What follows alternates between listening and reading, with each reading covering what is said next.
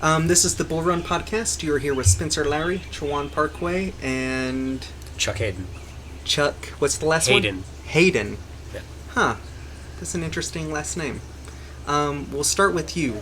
Okay. You're going to school for what?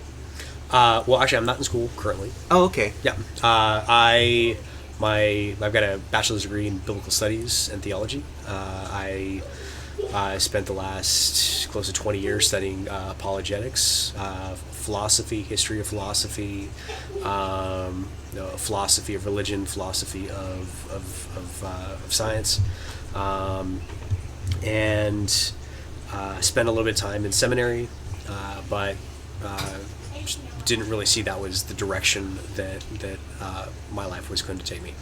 So you wanted to study like the core, like the pieces of religion, but not the like indoctrination thing of seminary. No. I think that the axioms of knowledge are required for any knowledge of anything at all, right? Mm-hmm. And I do believe that the biblical worldview lays a foundation for those axioms, instead of having them as just a given with absolutely no grounding within the worldview that an individual would hold to. So, for example, we were talking earlier on the idea of the uniformity of nature, mm-hmm. and the laws of logic. So the uniformity of nature is basically that everything in the universe operates in a uniform basis. That we can rely on the fact that the sun will rise in the morning because it's done so every day. Mm-hmm. That there are natural laws that the universe operates with. Mm-hmm. But there's no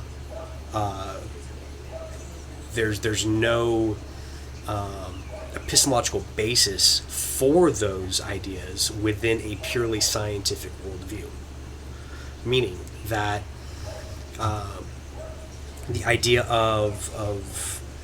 so David Hume had this dilemma with the uniformity of nature because he recognized it being necessary for a scientific worldview, but at the same time realized that you cannot prove the uniformity of nature with a scientific method. In the same way also with the laws of logic, like the laws of logic are again axiomatic. The rejection of solipsism, these are more not just questions on the metaphysical level, but actually more rudimentary of the epistemological level of how do we know anything at all.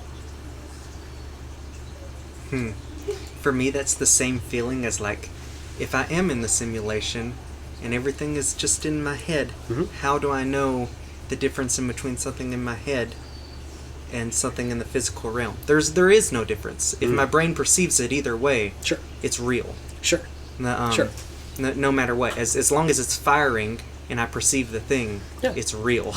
Yeah. So, and I think that there's some honesty with what you're expressing. Is mm-hmm. that's really what we're stuck with. Mm-hmm. If we are left purely to our own reasoning ability, mm-hmm. to determine what is and isn't real. Mm-hmm. And that's where the biblical worldview is actually incredibly important. It not only says that that we can trust in our that our cognitive faculties are reliable and that the observable world is real, but it also lays out why it is, because mm-hmm. we are made in the image of God, because we are, and not only are we made in the image of God, but we have an outside an exterior voice communicating into the world what the world is. Because really that's what we would need if we're talking like the Matrix world. The mm-hmm. only way we're going to know if we're in the Matrix is if someone outside of the Matrix tells us that we're inside the Matrix. Or we experience the outside, Yeah. Either way, you have to have that premise outside. But the problem is even with that perspective of needing to observe outside of the matrix, you're still the observer. Mm-hmm. How do you know that's also not built into the matrix? Mm-hmm. What 1 second? I'm sorry, I didn't let you introduce what It's you. okay. We just went straight into it. It's okay. I think it's important to recognize the different types of realities that we talk about. Mm-hmm. There's a subjective reality, which is what we perceive, our perceptions, our perspective of what's real. Like you're sitting in front of me, and that's very real to me, and it is very real to him. Mm-hmm. That would be two subjective realities that we share. Mm-hmm. That would be considered an intersubjective reality. Mm-hmm. The objective reality would be all three of us sitting independent of observation or of subjectivity, so to speak. Mm-hmm. And I think intersubjective reality is the most interesting of the three because it is the reality that often crosses over between subjective and objective. Yeah. Because what is green to you may not be green to me. Like I may see a shade of blue instead. But all my life I've thought of it as blue, whereas you've thought of it as green.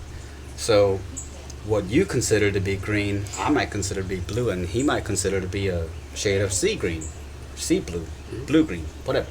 But objectively, it falls in some wavelength of light, and that's objective. Yep. And that's the perspective that I tend to focus on is measurable reality. So, we've talked a lot about like philosophical realities or philosophical aspects of science and reality that is observable versus theoretical. And that intersubjective reality really comes into play. I'm sorry. The intersubjective reality comes into play big time when we talk about religion, because these are common belief systems that people share. And if God is real to you, then He is real to you. Subjectively, God is real, right? If I don't believe in the exact same God, say between Catholic and a Protestant, there's like some variances in what they believe, respectively. Does that mean one's reality is in conflict with another's reality? Yeah. If that's what their belief system is, that is the case. But if you share a common belief, that's the intersubjective reality. Let's say you and Spencer both agree that there is a heaven, some kind of celestial heaven or terrestrial heaven. As far as both of you are concerned, I mean, I'm not saying that that y'all actually agree on this, but hypothetically, if y'all were to agree, that's the intersubjective reality in which you live your lives, right? So that's kind of what I wanted to put in there, is to distinguish the subjective, intersubjective, and objective reality. Before I respond to that, I think he wanted to know a little more of your overarching views. Yes. So simply just a response to what I was expressing. So my name is Chulwon, and I have a degree in chemistry. I've been, Christian for my, I guess like first half of my life, first 3/4 of my life maybe, and then kind of came to the point where I thought more objectively about things and decided, hey, maybe there is merit to living outside the dogma of one particular religion. Because even when I was a devout Christian, I often saw a lot of overlap between the three major religions of the world, which is Judaism, Christianity, and Islam. And I often found myself saying, hey, all three of them worship the same God because they have the same lineage. The God of Ishmael, which is the founder of Islam, basically, was the same God that is referenced in the original Bible. I mean, Ishmael was Isaac's brother, right? Yes. And Isaac's God told Ishmael that he will make a nation out of him, which eventually became Islam. So that same God is Allah. And that same God is the one who gave his one and only son to give birth to Christianity. Okay. Your beliefs. Your beliefs, though. My beliefs. Yeah. Yeah. My interpretation. A lot of Christians will argue with you over that. A lot of Muslims will argue. A lot of Muslims will too. I'm suspending my stepping in for a moment because I want to hear more of what you believe, not what you don't believe about what I believe. Okay. Well, my belief is more, I would like to think as more objective than intersubjective. I don't actually buy into those concepts. Okay. I actually think of them in terms of history and how, if you've noticed, like I named them in the chronological order. So,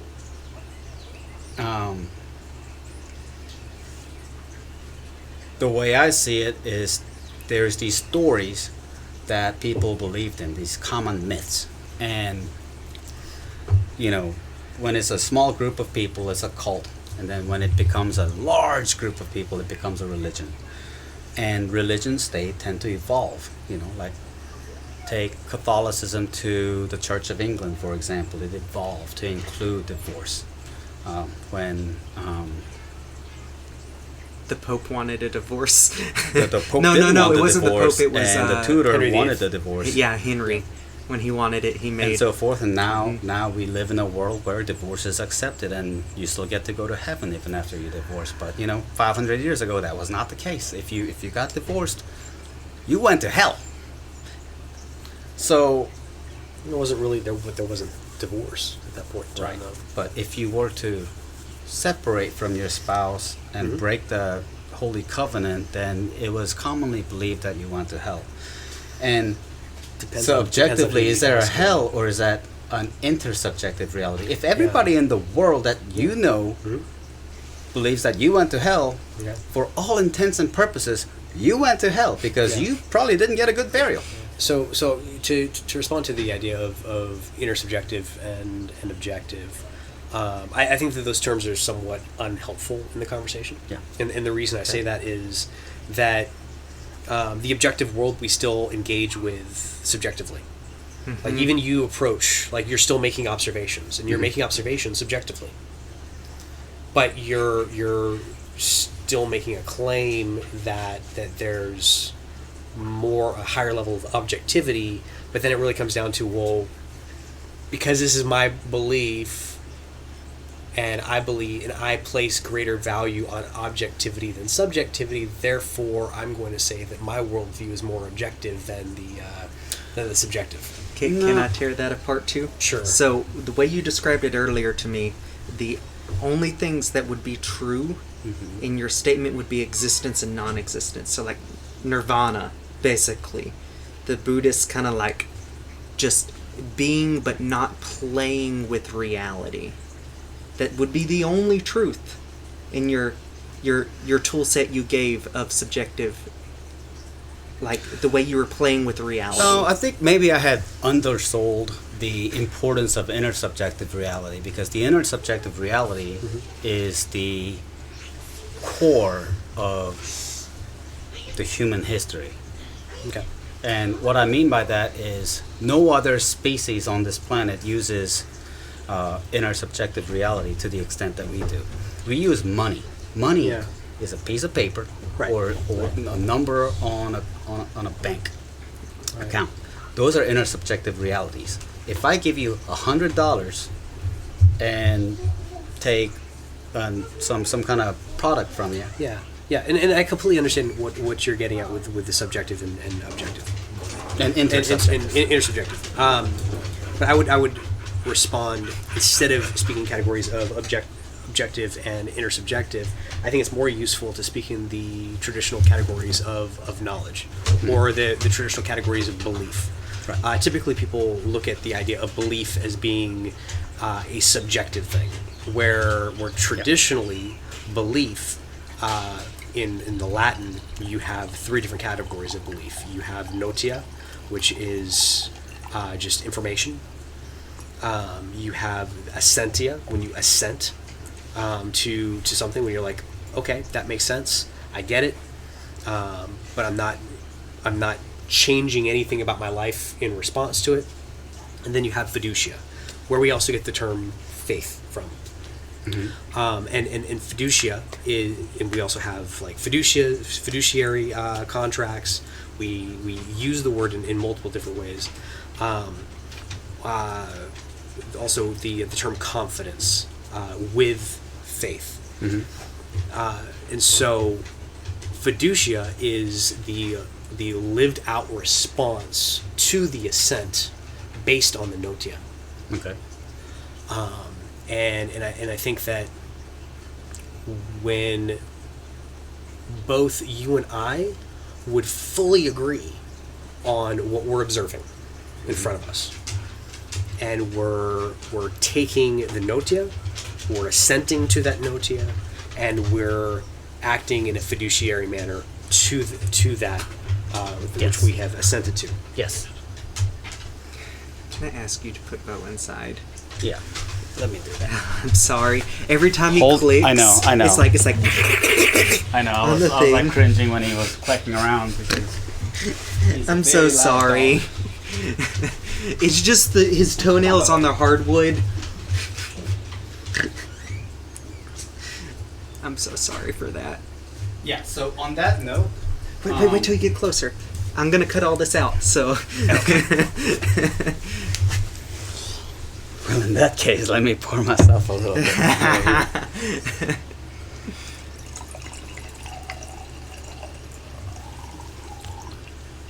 Okay. Do you want to open the other one? Yeah. Before? Yeah. Okay. You have the one key out here? Ah, there it is. You go, sir. Yeah. Are they being good down there? Hey, we put Bo inside, so let's keep him in there. Oh, you're right there. Yeah, he's inside. It's just the sound of his toenails clinking on the hardwood. It's like hardcore. I can't hear anything they're Are saying. they being good out there? They are. They Okay. are. We just lost a fish, but Oh no! Are they fishing right now? David Yeah. was. Fun. But we couldn't get the hook out of its throat because Oh, it was a tiny little hook. Oh no! There you go. I'm sorry. So now we lost the hook. Oh well, no, you harvest rabbits, so they're not stranger to You death. haven't You seen, raise rabbits? Yep. Meat rabbits. David's little thing of hooks, have you? Nope. No. Was that your glass? I'm sorry. I have meat Okay, rabbits. You're I gonna need to eat have something very soon. I have You're gonna get 30 drunk really fast. I've got Thank 33 you. chickens. I hope- 33 and we've got chickens? two I hope he turkeys. cuts that out. Not on the table. I just. Oh, so are you recording? Yes, right we're now? recording. Yeah, I just chewed you out for that, Chulwon. Off the table. Every time you take the glass on and off the table, it's like someone like going "da" on your head. The worst. I just chewed you out for that. I'm bad. I had wife in my ear. I know. All right. So You're lucky to have in her. response to Yes. the Yes, I am. categories of knowledge. Yeah. So the shared experience of that fiducia is the intersubjective reality. Is what I wanted to share. What I wanted to add to that is the intersubjective reality really refers to any kind of agreed upon set of beliefs, or you have faith in the dollar. When you accept money from some stranger for some product or service that you're going to give them, Right. you have faith in that money or the check that. Well, I mean, you know, But I think that there's an important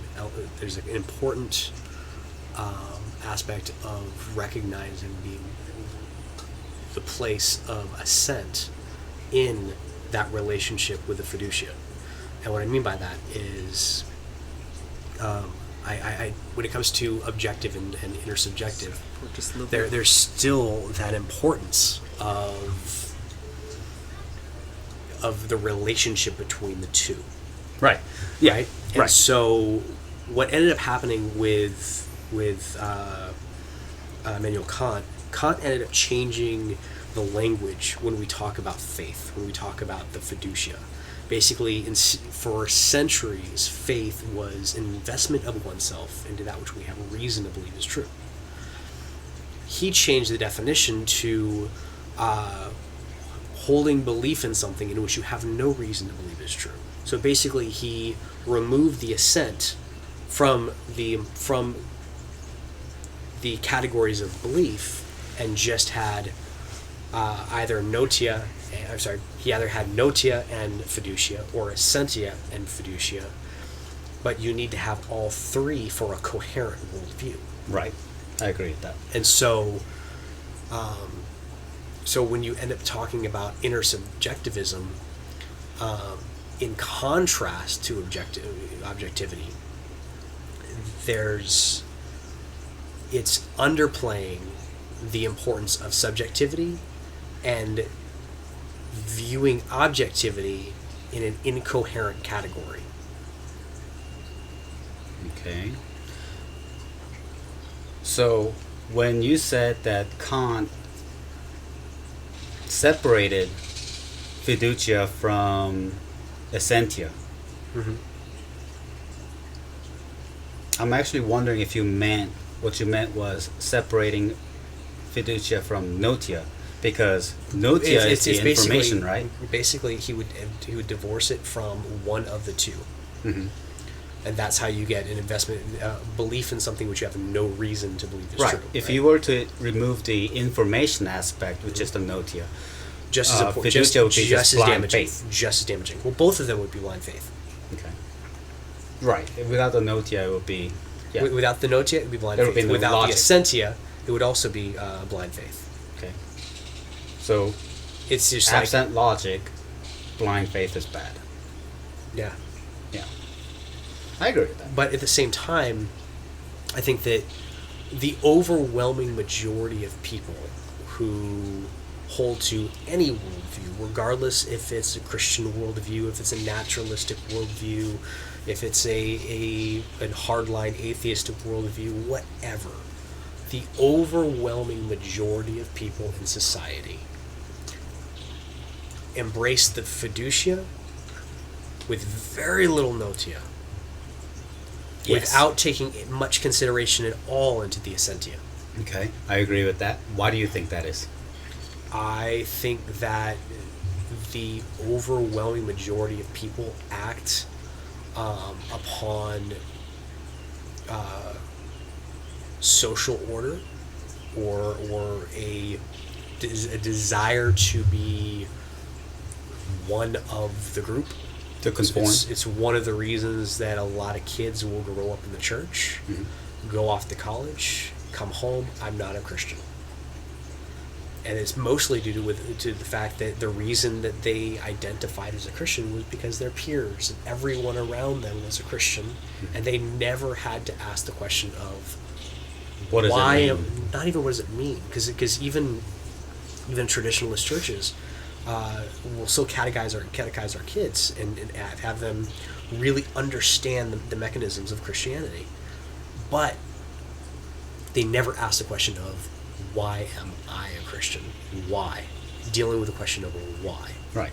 which is the fundamental question for any worldview, which most people completely ignore. They're more interested in, I'm believing this because this is what everyone else tells me to believe in, Yeah. or my peers. So what you just said, if you were to deny Christ, so like let's say you really wrestled with that idea of why I'm a Christian, and then you go, all right, I believe in this thing, this is what I truly understand, then you denied Christ. That's the greatest sin in Mormonism. That's the Are you thing. still a Mormon? No. Okay. No, but Okay. that is the greatest sin. That's the thing I was trying to talk about earlier. Yeah. Where You sinner. Yeah, totally. To understand that thing and wrestle with it and go, I understand it, I believe in it, but deny it is the sin. Yeah. And that's where people get thrown in hell pretty much in Mormonism, is when they deny Christ and they understand him. So Yeah. you were asking earlier about explain understanding, like explain knowing. That thing you just explained was knowing. I would say that the simplest way to explain what hell is like, as far as I understand it, and I think I'm pretty sure you wouldn't be able to identify with this, but Chulwon, I'm definitely confident that you'd be able to identify with this. Imagine cheating on your spouse and her walking into the room when you're in the midst of the act. That sensation of betrayal of love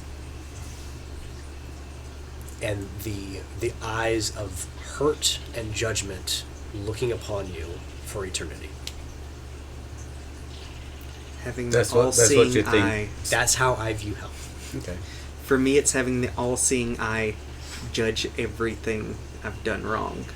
So basically, like, what's been done in the dark will be brought to the light. Basically, God is watching you every waking moment of your life and sleeping. But at the moments same of your time, life. it's not, and I think this is one thing that a lot of Southern Christianity gets wrong when it comes to salvation and the idea of grace and holiness by grace. That we are not, we as Christians are not judged on our own merits, but on the merits of Christ. Okay. Yeah. And that as a result of the merits of Christ, I live my life in accordance to the law of God because of the one who paid the price and lived that perfect life. I don't disagree with you there. And I would like to take this opportunity to point out that I have been at that exact place in that thought process, and then have looked around my congregations when I was still a member of a church and beyond, and noticed that there's not a lot of people that actually live and walk that life. And I've also noticed some people throughout history that walk that life without ever knowing Christ, without ever acknowledging being Christ. So like, if one were to walk the life of Christ without ever claiming to be Christian, what does that make him? Because in Christ's time, he was not regarded as the Savior or any holy man. Yeah. He was crucified. Yeah. So, what is to say that I think the questions you're asking are awesome, but I think they actually require a Bible study to actually engage with. I mean, I've had plenty of Bible studies, so if you want to go into it, that's fine. No. But just to keep things a little bit, to bring the conversation to the aspect of I guess where theology and science meet. Just to get back on topic, and I definitely would love to have that conversation and dive into that. But dealing with, I think that a lot of Christians get certain stories wrong when it comes to science in the Bible, right? Like specifically with Genesis, where it's like, okay, 6-day creation, the universe is only 6,000 years old, but the Bible doesn't say that. The Bible actually lays out a very, very, very simplistic statement of God created in 6 days. And if you look at the model of those 6 days and what God created in those 6 days, he's essentially establishing an ecosystem. Right? Anyone seeking to create an ecosystem is going to walk through those particular stages, right? You're going to start off with, you got to have day and night, okay? You got to have water, and you got to have sea life. Or sorry, you got to have plants, and you got to have sea life. Basically, just building from simple organisms to complex organisms. Yeah. I find it very interesting, and let me just interject real quick, that the Bible actually has those orders mostly correct. Yeah. It's actually really interesting because at the time of that piece of the scripture being written, there was no scientific evidence as to what came first. There was no carbon dating. Yep. There was no scientific method of figuring out what came first. Yeah. So that is very, very intriguing. Mm-hmm. And, I think anybody who has ever taken a science class and were taught evolution had to come to some kind of reconciliation between what they were taught in the Bible studies and what they were taught in science schools, in science classes. And what I had come up with for the longest time was that those 6 days weren't Earth days. Because if you think about it, before there was night and day, there was no such thing as days. It just means a period. Yep. So intersection, the original Jewish word doesn't have a translation that proper. We don't know what time frame it actually goes through. So in the Torah, it's just assumed that it means day. Yeah. In the original, means a period. The Hebrew word is yom, Yom. which does actually mean day, but it also means Era. age or Yeah. era. Yeah, or epoch. that's the way it was taught to me, where it was like, it means a section of time that's uniformed. Yeah. It doesn't necessarily mean day, it means clear-cut cycles of uniformity. Yeah. And there's also an interesting thing, I think it's on the 4th day, where it says that the sun, moon, and stars are born, right, or created. Everybody's like, well, wait, hang on. That's what I said mostly. Now we got an issue there. Not quite. If you actually look at the words used in the Hebrew for create, when God created created light and separated darkness from the light, and called the light day and the darkness night, the Hebrew word that's used is bara, to create out of nothing. When man is formed out of the dust of the earth, you have the word asa, which is to make out of something. But when you get to the 4th day, that God made the sun and the moon and all the stars, it's not bara, and it's also not asa. It's actually aya, which is actually to reveal. So the sun, the moon, the stars, they were all present, but they had not yet been revealed yet. They had not yet. And that comes that subjective reality. Goes from objective to subjective. Who would be the observer of the subjective? I'm guessing Adam and Eve. They weren't made yet. Until the 6th day. Well, if it was revealed, that means To there's be revealed or to be brought forth. Right. Which means there is a subjective element to it, meaning for something to be brought forth means to somebody, to present to somebody, to an observer. Or more simply, that the earth itself as a planet, celestial body, it was revealed to the earth. Not in a subjective way, but rather brought forth in the sense of that now the sun and the moon are observable bodies in the sky along with the stars. That essentially before that there was the day and there was the night, but there wasn't a clear identification of the objects in the sky. Okay. The Mormons interpretate that as the first falling. Yeah. Where it's like God built this thing in a higher dimension, and he had to prepare the earth for human consciousness to exist on, because human consciousness can't exist in the higher dimension with God. So he had to push it out of his existence into like this base reality. Yeah. They Like a petri dish type of thing. what do you Almost. mean? Like he had to put it in a medium in which we can survive and observe, Yeah, rather than so just out in the ether or whatever. so he had collected all the things, and he was like, all right, but human consciousness, our consciousness, can't exist there where God exists. So he had to go. Wait, what? Yeah, I'm losing you. So the Mormons believe that God created the earth and all of reality at a higher dimensional state. He created all of it, and then this reveal of the stars and stuff is the first fall. It's where God said, you cannot be a human and experience human things Unless you're in a physical body. unless you're in a physical body. So I have to push this earth Okay. away from basically heaven. I have to push this earth away from here. You know, like where I exist.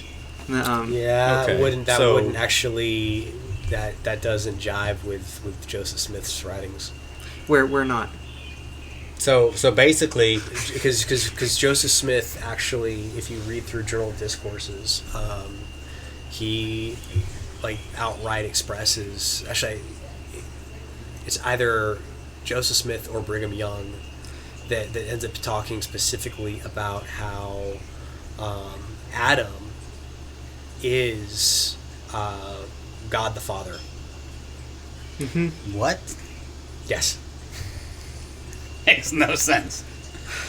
that's That Okay. that's their belief. Okay. that whole thing that you're talking about right there is called the eternal progression Yep. thing. Yep. And As God is God- as man is God once was, as God is man may become. and it's not quite that.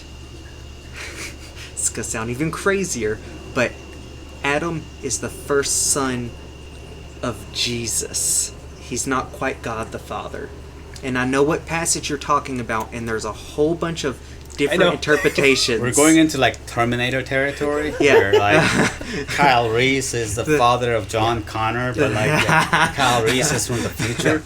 And it was probably Brigham Young, and Brigham Young also believed that there were 12-foot Quakers living on the sun and the moon. yes, Okay. yes, Brigham So Young let's was out there. Joseph steer Smith away was at from least a the- little bit logical. He may have been a weirdo. Yeah. Isolated pockets of intersubjective reality back to the Yeah. major sections of intersubjective reality and objective reality. For the It's- purpose of just- this just to discussion, say this real quick. I think subjective No, reality is more so I will like. stab you next time. I'm sorry. Just really quick, it's my belief that Thomas Rigdon actually wrote the Book of Mormon. 100% plagiarized. Yeah. Go ahead. Okay. So, we actually got together today to talk about creationism versus evolution. Okay. And We're this is a getting there. very interesting. We're getting there. We're working towards it. We're talking about the creationism right now. preface to that But, debate. but for me, what settled it on the aspect of the age of the universe being billions of years old was I was having a conversation with a professor who, everything good? Yeah, I'm just gonna move this towards you. Some. You're a little bit more quiet than the rest of us. There you go. Make sure that Chulwon's So still in the thing. he was we were talking about the speed of light, and he was talking about how the speed of light has changed and this and that, and it's just like the more I thought about it, the more like essentially if basically with the way in which light works is it operates as a particle and a wave, obviously, Right. and The observer effect, if Dirac. you and I were each particles of light leaving your house to head to my house, and I were to leave driving 60 miles an hour and you're to drive 59 miles an hour, we would not arrive at the same distance that we started at. In a given amount of time, yes. Yeah. And so stars that are billions of light years away, the idea that light would take that that we would see a steady stream of light coming from a star and not strobing lights in the sky, made me realize that, okay, the idea of a 6,000-year-old universe doesn't make sense. Not only that, but also in the scriptures, there's not a clear statement of how old the universe was before God began to create on the earth. Yeah. Because at the very beginning, it's in the beginning, God created the heavens and the earth. Mm-hmm. God separated the light from the darkness, called the day light. Rotation day of the planet. Yep. And so, if there is no day and night, you don't have a day, but God already had created the universe. So there must be a period of time before God created started the first day on Earth. And if that same pattern is to persist, then each day of creation was a separate epoch of creation. And that would explain why we see in the fossil record a ever increasing complexity of life. Right. I agree with that. The chronological order in which the Bible states everything was created is in line with the scientific theory of the Big Bang to evolution and everything. You know, like plant life existed first before animal life. Yep. But before all that was the bacterial life, which you had said previously. That's where you draw the line. You don't believe in. Well, yeah. The So single- it's abiogenesis. Abiogenesis, and that's how did you define it? Basically, that all life originated from a single cell organism, or all life has a common ancestry. Right. Okay. What's your problem with that? It's purely philosophical, with absolutely no scientific backing and no philosophical argumentation for it. Okay. But we can philosophically argue that all life originated from one place if you're coming from a religious standpoint, where that it all originated from one singularity. Doesn't matter if it's a single cell, it just has to be a singularity. All originated from one place. Laierty. What do you mean by laierty? Singularity. Singularity. Okay. Singularity. Sorry. So from one original point, I'm sorry. It's okay. Second glass of wine. It's okay. I'm like, who's Larry? Like what? Yeah, not Larry the plumber. Larry the cable guy. It all came from one single Larry. One single Larry. Larry is God. Dang it, Larry. Thank you, Larry, for existence. I both love it and hate it. Okay, Get it done. You're saying. But basically, I think that is not correct, that viewpoint, because it comes from a single point, a singularity. Whether or not you're talking from a scientific or a religious standpoint, it doesn't matter. It's coming from one point. I'm going to drop some science real quick. Sure. All right. Yeah. So this is exactly what I wanted to talk to you about the other night. It is observable. Did you think about what the term is dealing with the abiogenesis?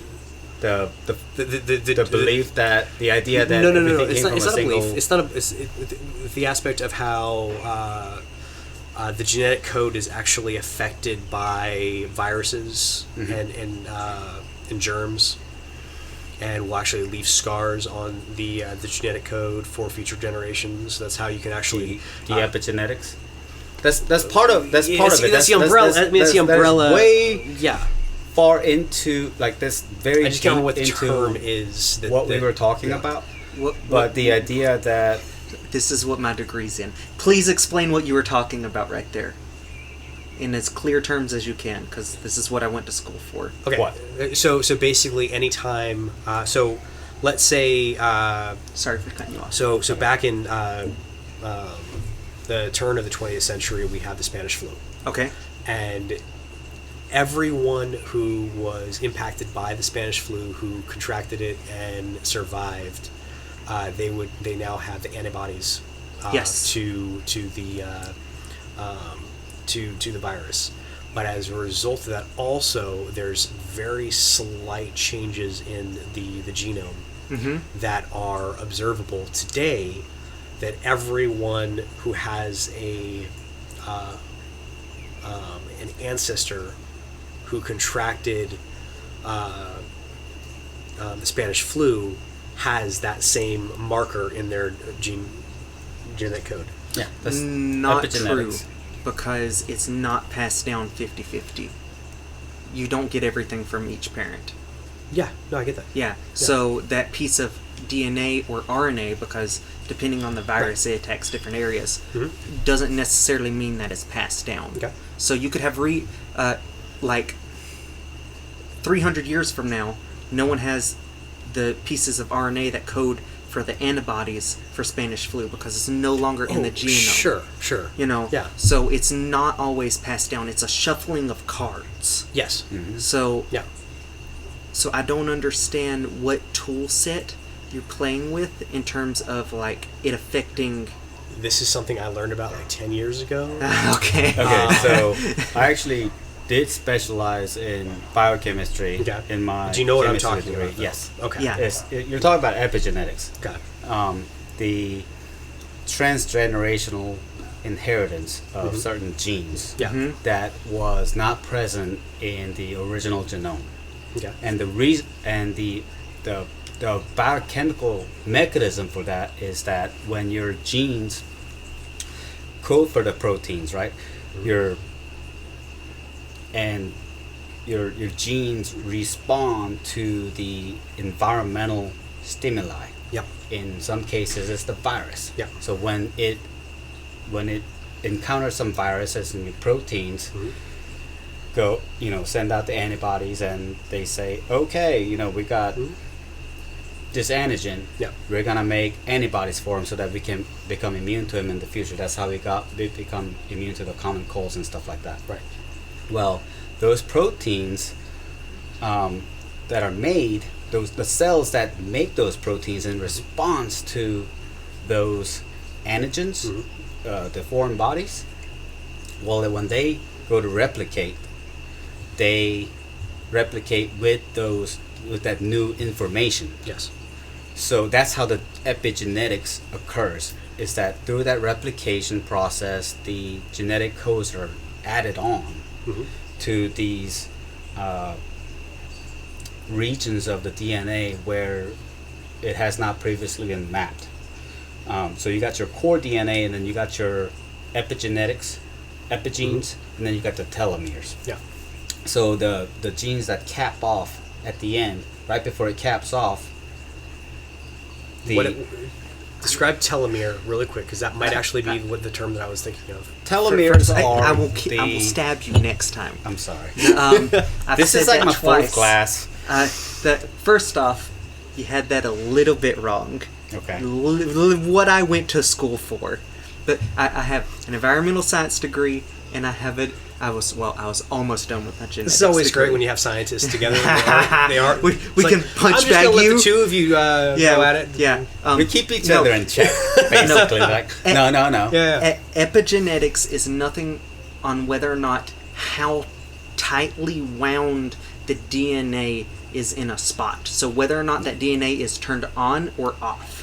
So your core genetics is all the code, all of it, including the telomeres. And epigenetics is like, this piece codes for cancer, lung cancer in particular. But it also codes for dealing with tar better. So the fact that my grandmother smoked, it means that area was more tightly wound, so her lungs could better deal with tar. I'm sorry. I gotta cut you off real quick, because that is just so wrong. No, it's not. No. No, it's what I went to school for, Chulwon. It's literally which parts of the DNA are turned on and turned off. Okay, so just to carry the conversation for a moment, because either view doesn't affect my position. I know it doesn't. We're having our own little debate over here. So the way the epigenetics works is that the proteins that were selected to fight off the antigens, the antibodies, those proteins have to be translated into proteins by some kind of genetic code. Yes, Okay? always. That genetic code is called the DNA. Yeah, Right? that's what When DNA we say does. It makes DNA, proteins we're and thinking of enzymes. chromosomes, but DNA is a much broader term. So the pieces of DNA that code for those proteins that can fight off those infections help the organism survive. So those DNA get passed down Yes. because there's a lot of them in the cell, Yeah. and then you multiply those cells by billions in an organism, Yep. present in an organism, and the ones that help the organisms survive long enough to Yeah. Yeah. procreate are going to be passed down. Yeah. And that's how epigenetic So- works. And you got to think, it's not just, hey, I can fight this cold, so I get to pass on. No, that's not how it works. It's a numbers game. You got to think It's a in scaling terms system of whether or not a gene is turned on or off. No, So, that's literally it's what a it system is. of what gets passed down, what survives long enough to get passed down, and the No, ones it's that get not. passed down are the ones that created enough of those genes that translates those proteins to survive whatever ailment it is. I got a degree in it. You have a degree in biochemistry, which is pool genetics. Right. I mean, not pool chemistry. That's what you study. Is the cycles of ATP. All right, that's what you study. I went to school for genetics. I'm telling you that it's literally nothing on whether or not how tightly wound the DNA is and where it is turned on and off. So the way viruses work is they inject into the DNA, all right? And there's RNA viruses too, but we won't even focus on them. They inject onto it. You have RNA that comes in and it puts long antigens or whatever in front of it to say, hey, this is a piece of the virus. Remember this. And it tightly wounds that area so that it can code out it really fast. And that's what it is. That's what epigenetics is. Nope. You went to school for biochemistry. I went to school for genetics. I'm telling you, it is literally just how tightly wound the DNA is in certain areas. I'm sorry. It's not. You're good. It is. It's not. Do you want to pull out your phone and look it up? Nope. You can pull out your phone and look it up. It's literally how tightly. So Okay. as far as with that, am I right? So I'm going to ask the two of you whether or not Okay, I'm right. I'm ready. As opposed to affirming something. When it comes to very similar to what you were expressing as far as the shuffling of cards, that the reason that if we end up having get hit with a black plague again, let's say somebody uncovers the black plague and exposes the population to the black plague. My ancestors were exposed to the black plague. I'm not going to be able to survive because of that. I might not. It's a gamble. It's a gamble. Yeah. It may or may not still be in my genetic code. Yep. Yeah. Stab. Maybe I did that on purpose. Stab. Too many. So,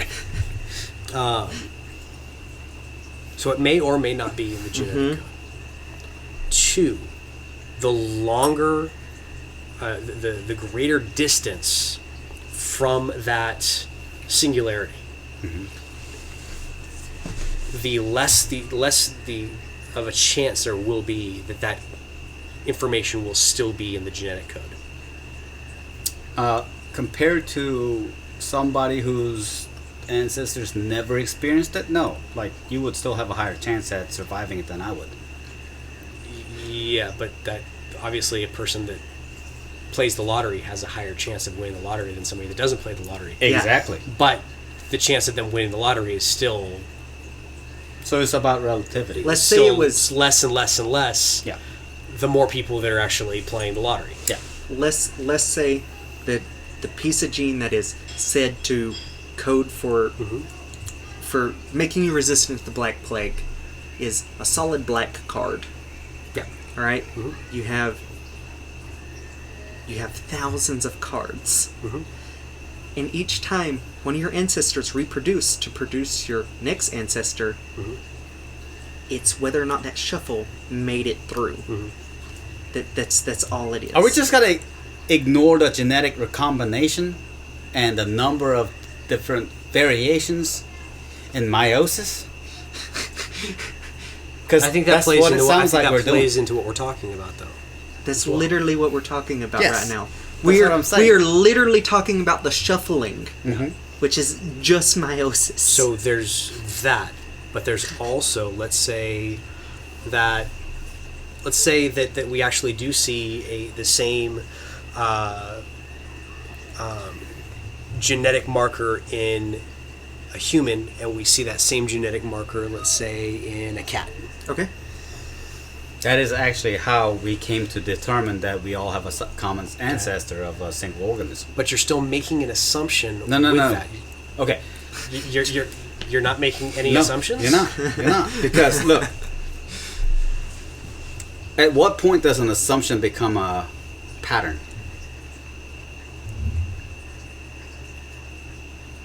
How is it even a pattern? Okay. You're only looking. So- you're only seeing one marker in each. Let's say that You're there not looking at there are enough cats and gazillion humans different to actually possible get a pattern. to begin with. chemical metabolic pathways Sure. in which a sugar can be metabolized, right? Sure. Okay. Sugar is a 6-ring Mhm. carbon Yeah. molecule. Right. There's literally so many different ways that you can like turn that into water and carbon dioxide, right? Nobody disagrees with. No. Okay. I think you're misunderstanding what I mean by assumption. Okay. I'm not stating an assumption in as even a negative, but an assumption in the sense of Well, it really comes down to pattern recognition, where assumptions turn into a pattern recognition, and a pattern recognition becomes more than just an assumption. Okay, like if you had like two coincidental events yes, that you can correlate, yes. then you can make an assumption. But if you have 1 billion different ones, do you still call that an assumption where it's predictable? Where do you Where draw it that becomes line? predictable? Wait, so we're So- talking about like Okay, we're looking at what we're talking about millions. is Wait, hang on. With that, we're what you're talking saying about is like trillions. okay. No, we're not. Yes, we are. No, I promise you, we're not. Okay, that if let's just stick with millions. Have you, So you're saying that in a lab somewhere, a lab technician is looking at millions of different cats and millions of different people's DNA code, and saying every single one of these all have the same marker from 1 billion years ago. yes. No. Yeah. But the collective Where? consciousness is Because- not an individual. okay. If you were to study 100 apes, 100. 100 is way different Okay. than 1 million. right? But if you were to study 100 apes, Yes. and then they all had 100% Mm-hmm.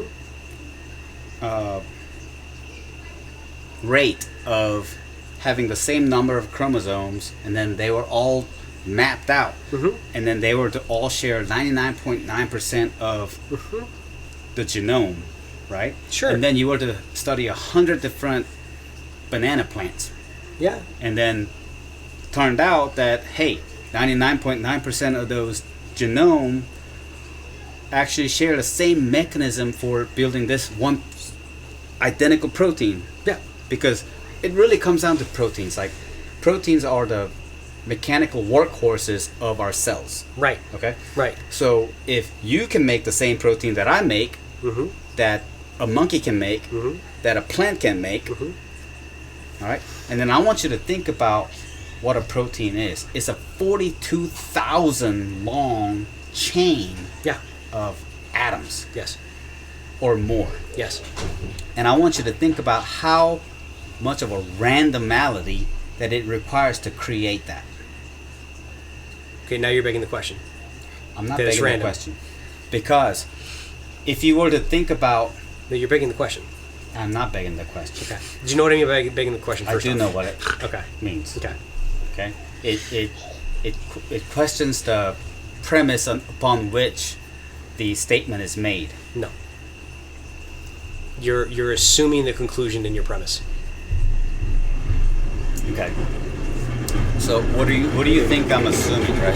What is that sound? My neighbor. It's okay. How you doing? So Yeah. that is Amelia. Yes, it is. This is my daughter Amelia. Hey, point at the camera and wink. You're on TV Hey, congratulations on your stripe. right now. You're on TV right now. Look. Are you proud of your stripe? I'm proud of you too. So You're higher ranked than me. So just to let everyone know, Chulwon and I both train jiu-jitsu together, and our kids also are a part of our gym. So Yep. I bet it's the Gracie Judas Baja. fights. Sure. Between me and her, she kicks my butt. Oh, I bet she kicks your butt. Yeah. So 100%. but you're making the assumption that it's random in order to come to the conclusion that the universe is random No, and not ordered by a sovereign God. I actually haven't gotten there yet. I actually was gonna. Well, I know, but you're already assuming your conclusion in your premise, which is begging the question. Okay. So It's a logical fallacy. It's called begging the question. It's not I get you. begging a question. It's Okay. So I'll just take out the word random, okay. and I'll say that it was created. Let's Well, now you're still let's begging the say question, but that's fine. for the purpose of the argument that Yeah. it was either random or by intelligent design, Okay. that these proteins that are translated or that are made by the DNA have all randomly or by intelligent design shared a common genetic code. Yes. Okay, those genetic codes are passed down through eons. I mean, like I'm talking like billions of years. The Earth has been recorded to have fossils from 3 billion years ago. Yep. The Earth is only dated to be only 4 billion years old. Yep. So 3 billion Is it like years. 4.8 billion years old? Yeah. Yep. 3 billion years old. Yep. The organic matter Sure. existed. Okay. Well, so wait. Hang on. You're saying that we have fossil records. We have, but hang on. We have genes in the fossil records no. that are 3 billion years old. No. Fossil just records making that sure. are 3 billion Okay. years old Right. that all have proven. Because fossils have no genetic code at all. Okay. Yeah. So, as far as we know, Mhm. there is no natural phenomenon that could create these fossils. That in a natural, unbiological, non-organic. You have no Matter. argument for me. Okay, but there are organic matter that still exists, organisms that can create those fossils.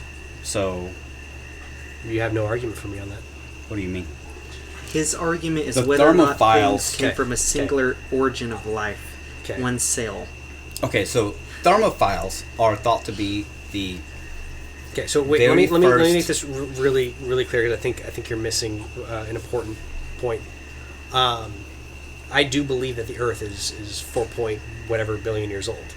Okay. I also believe that what the Cambrian explosion was how many million years ago? 100 millions. Basically, you just have Several clams, hundred million years ago. and then explosion of complex Right. Well, life. before Right? the clams came, like the single cell organisms Mm-hmm. that you don't really believe in or whatever. Wait. Hang on. No, you're no. Right. That was I- an okay. oversimplification. Okay. I apologize. Well, first off, The single cell organisms that you said. if it's not in the fossil record, Mhm. we don't have any scientific basis, any Right. observable basis. I agree. In saying anything about, Right. right? Right. And so the idea of abiogenesis is purely a philosophical thought experiment Right. that gives explanation to a naturalistic evolutionary model of the world. Right. Okay? I agree.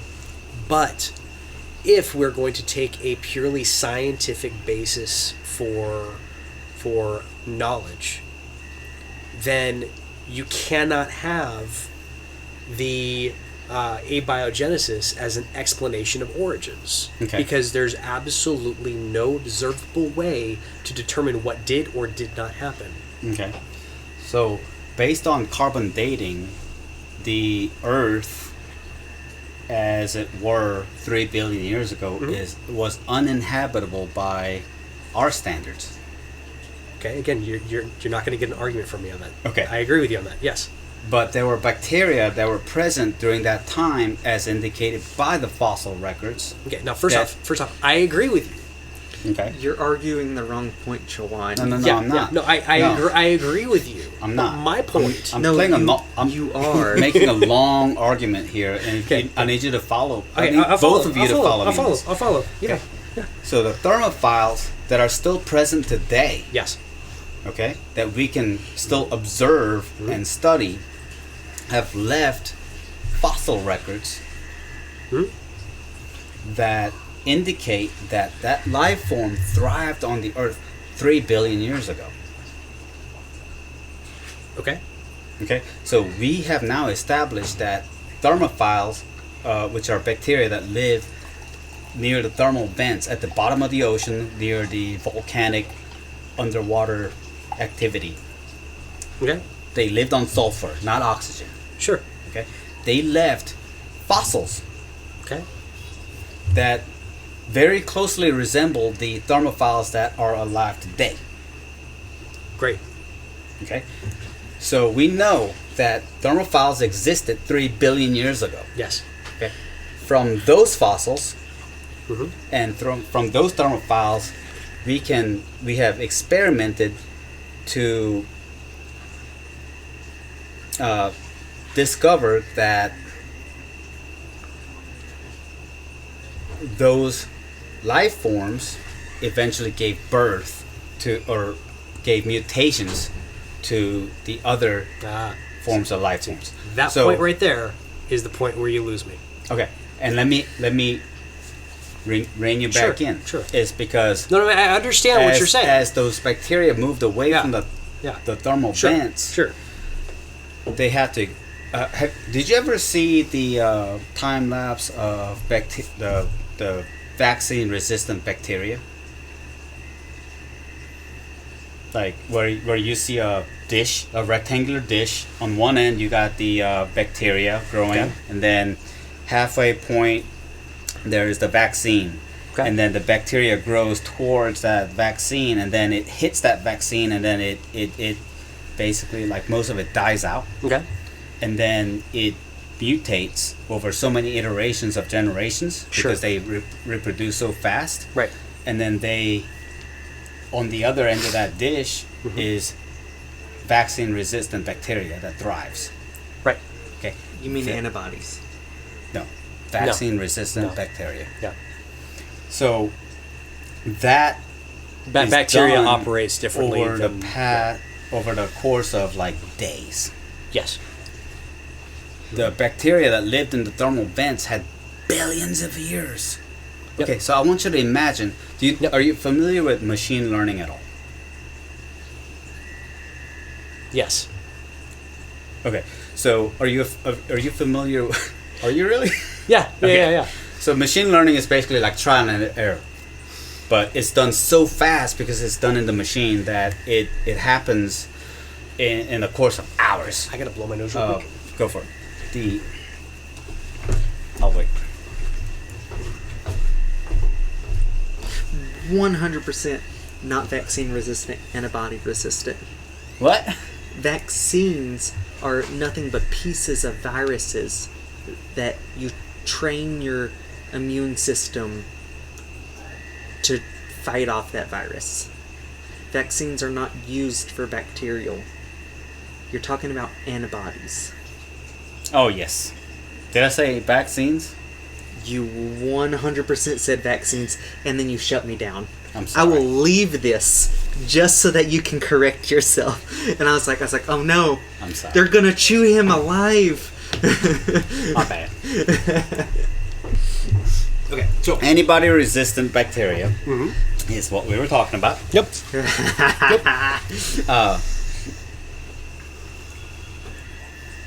You throw me off completely. I'm so sorry. I He was think making a distinction between vaccines and antibodies. this threw you off. I think so too.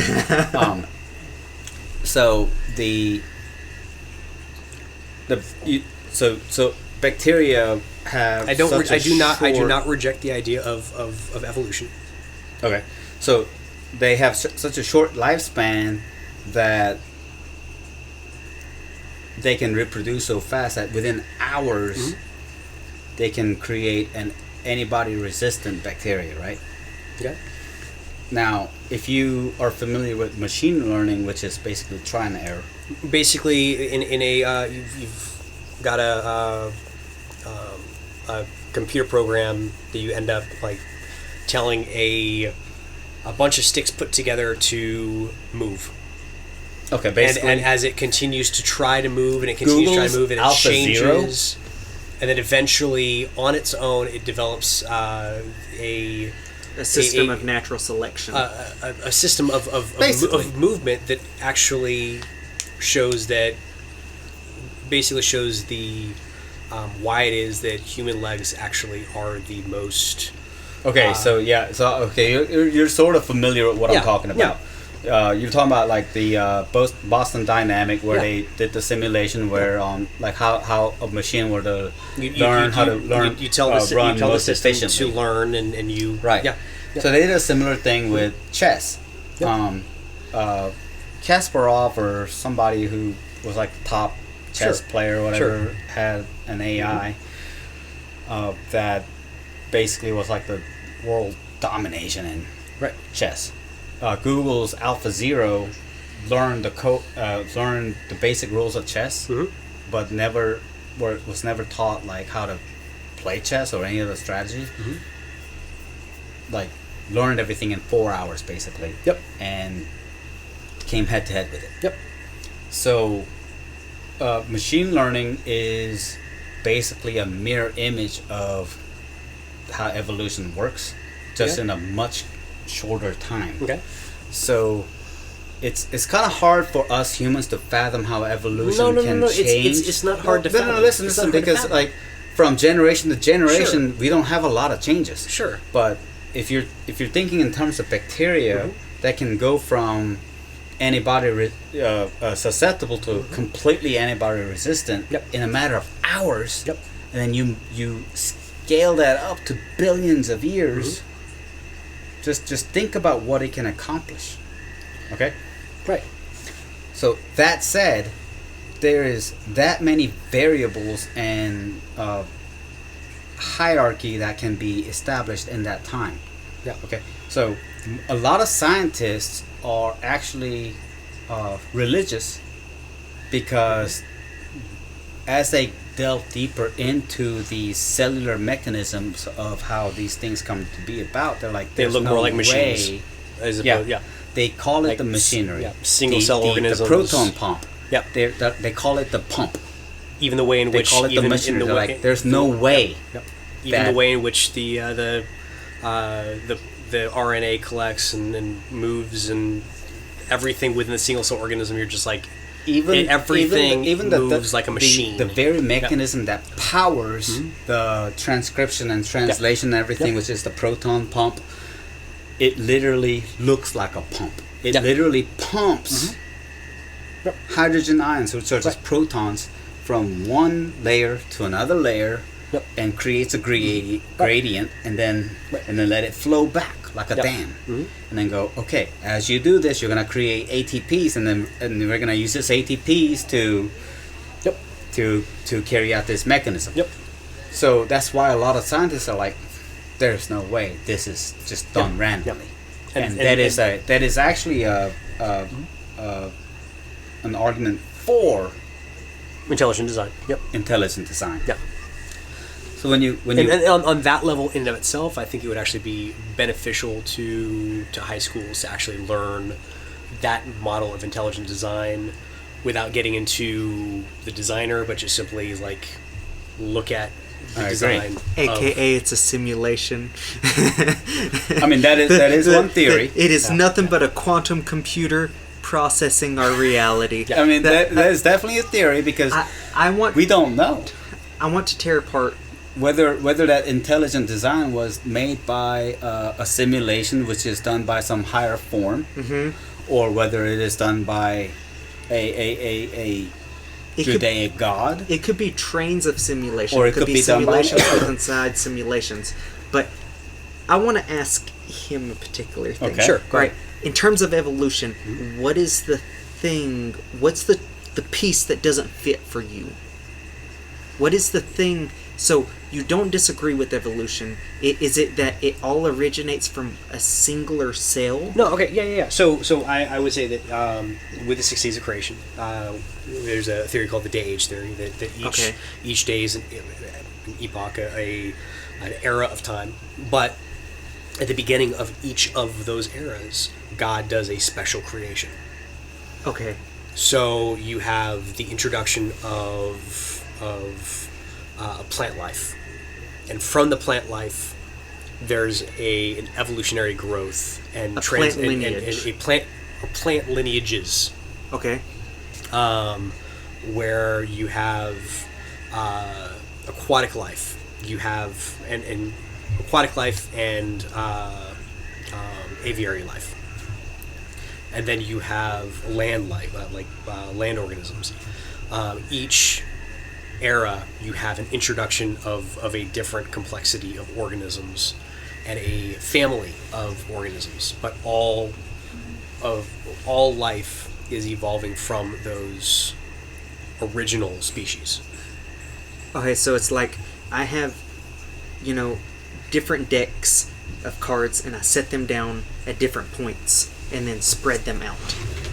So in the sense there's different origins. So let's say on the 6th day, God Excuse creates. me one second. My bad. No, was it empty? It was empty. It was empty. So on the 6th day, God creates the feline family. Okay.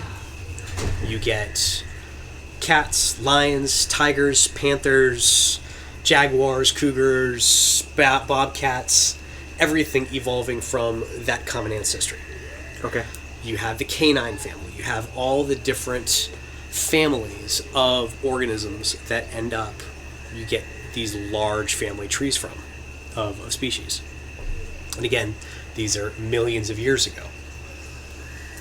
But then the question becomes, well, how then do you deal with Noah's Ark?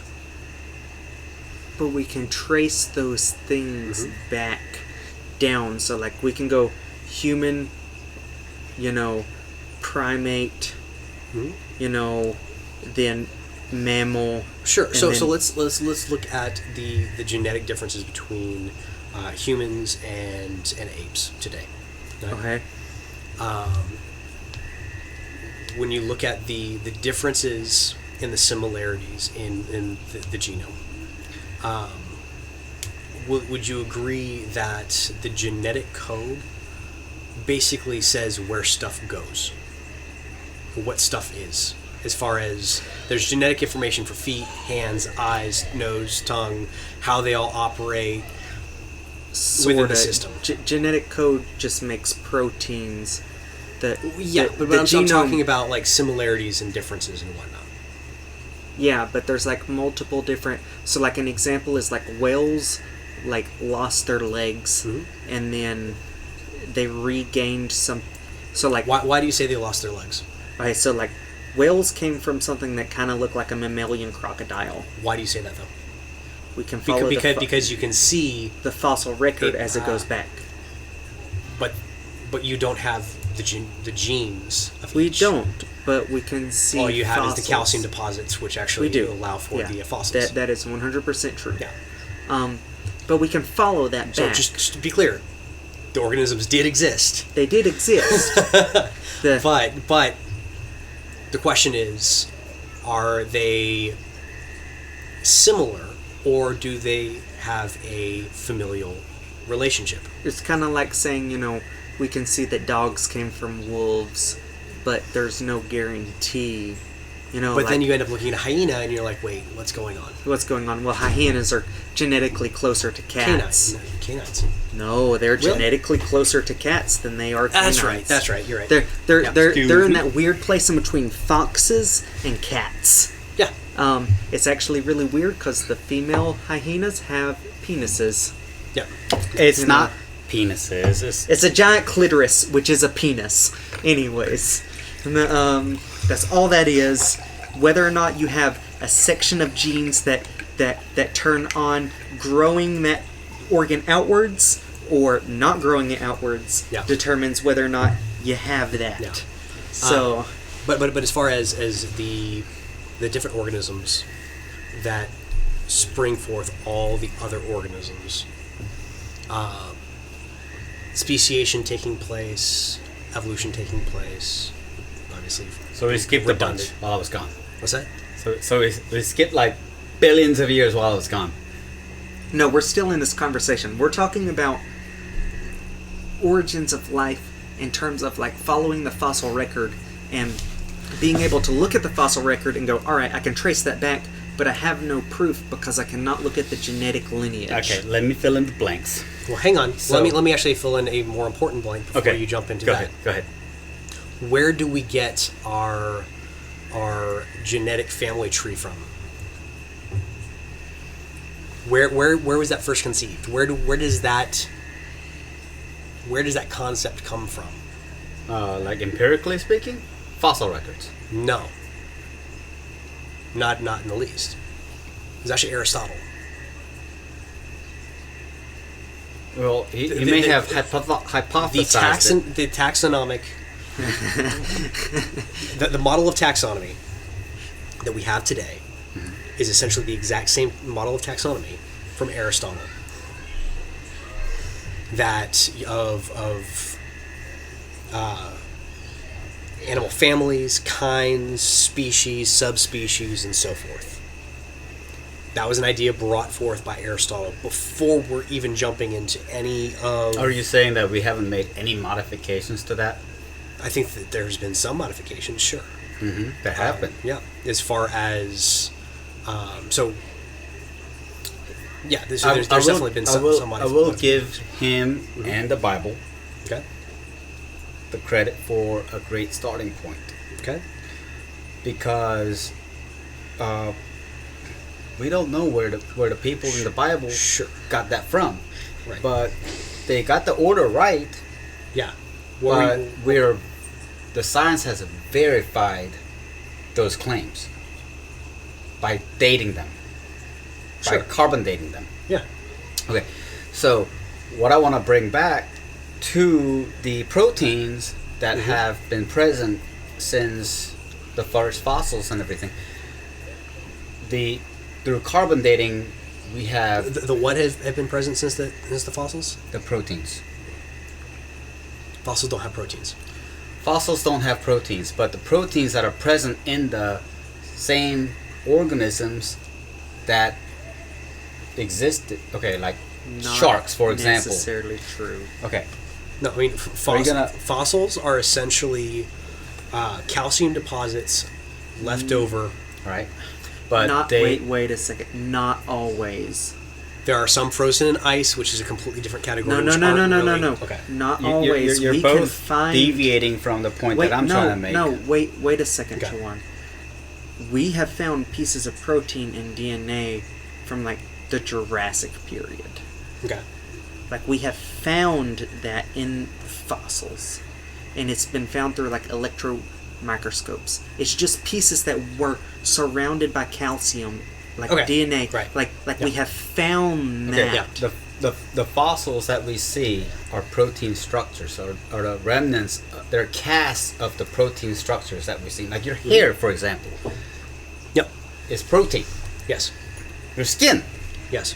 protein. Bone, Yes.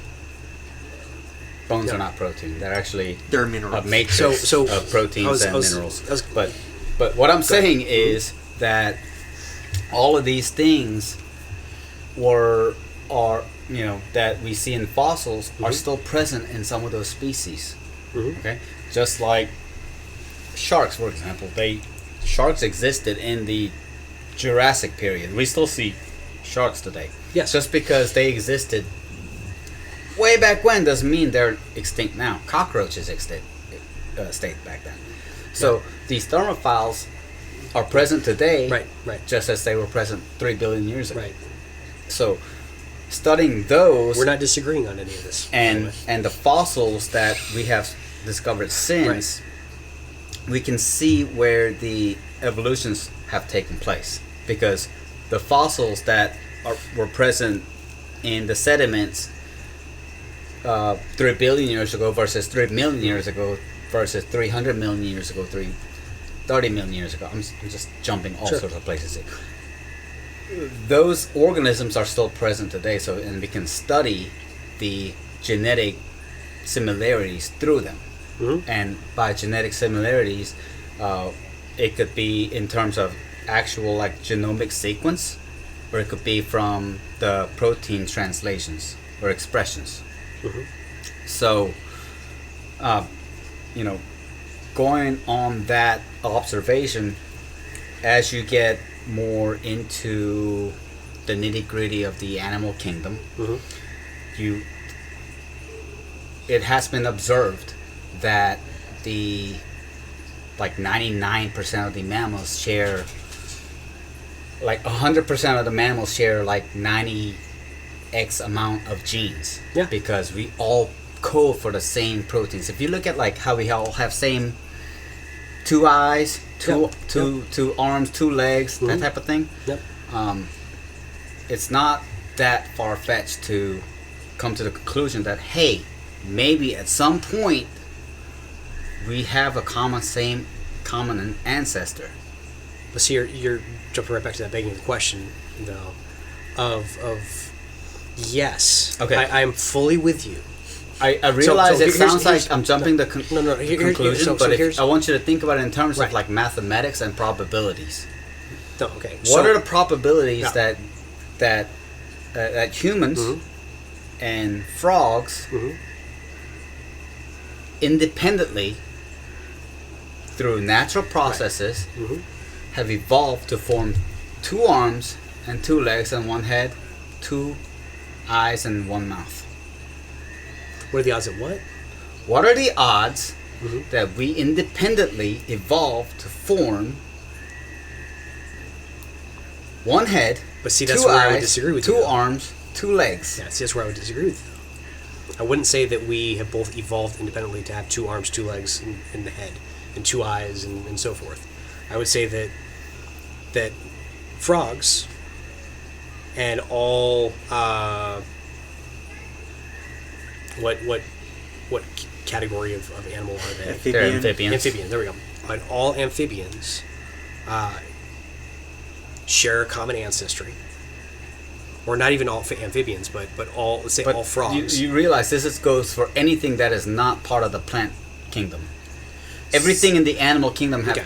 has. So here's let me state this. So if we were to look at the genetic code and not know what we were looking at, Right. okay, and we were to look at the genetic code of an ape and a genetic code of a human, we would see the differences, we would see the similarities, we'd see an overwhelming amount of similarities and very few differences. Right.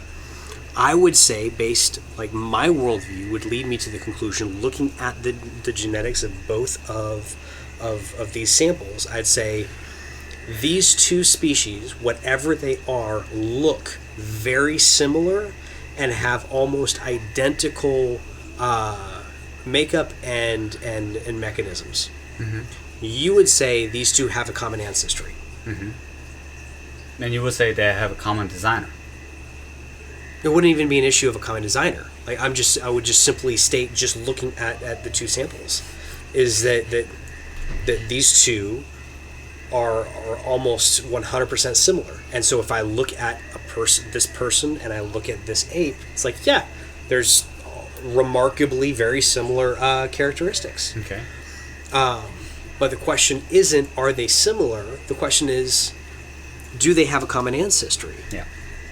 And just because there's X number of similarities and very few differences does not necessitate that they have a common ancestry. That common ancestry ideology is rooted in assumption. Okay. So The thing that would make you happy is if I could look at Chulwon and the male line and go, all right, I follow this all the way back to single organism, like the division of male versus female. Like follow that back. All right, follow that male line all the way back on one side, whatever. Sure. Is that the thing that would make you happy? Would that be the thing that proved evolution to you? Say it one more time, because it's possibly yes, but I just want to make sure that I'm hearing you right. You want to see every step of slow mutation, not snapshots. You don't want to see where Homo sapiens went from Homo sapiens to earlier lineages like Lucy and all that. You don't want to see snapshots. Lucy has already been proven as not being a missing link, but rather just a very obscure... you want all pieces of it filled. It doesn't have to be all pieces. It doesn't have to be all pieces, but it has to be more than that we currently have. So this is where we get to that idea of abiogenesis, right? Of how the belief of abiogenesis, that essentially that there is that complete lineage from the first organism or first organisms to now of all species. That is rooted in assumption. That's rooted in and we can even say it's rooted in a hypothesis. But we see it every day. No, but we don't see it every day. Yeah, we do. Look at dogs. Have Have you ever heard of sheepadoodles? No, you're missing. Okay, again, I'm not objecting to evolution, and I'm not even objecting to speciation. I'm simply objecting to the idea of the idea that I have a common ancestry with the dog. I understand what you're saying. Yeah. Chulwon does not. I understand that. Can I translate through you to me to Chulwon? Sure. All right. Chulwon, in his... I understand what he's saying. In his viewpoint, God made... All right, here's the perfect form of a frog. We released that on the earth. All these... This is the singular first frog. I made the frog. He's cool. All right? He divided into all the frogs. That's what happened. I made the primates. First primate turned into all of these. Hoofed animals, non-hoofed animals. Yep. That there's a singular point, instead of them going all the way to a singular cell. It's God.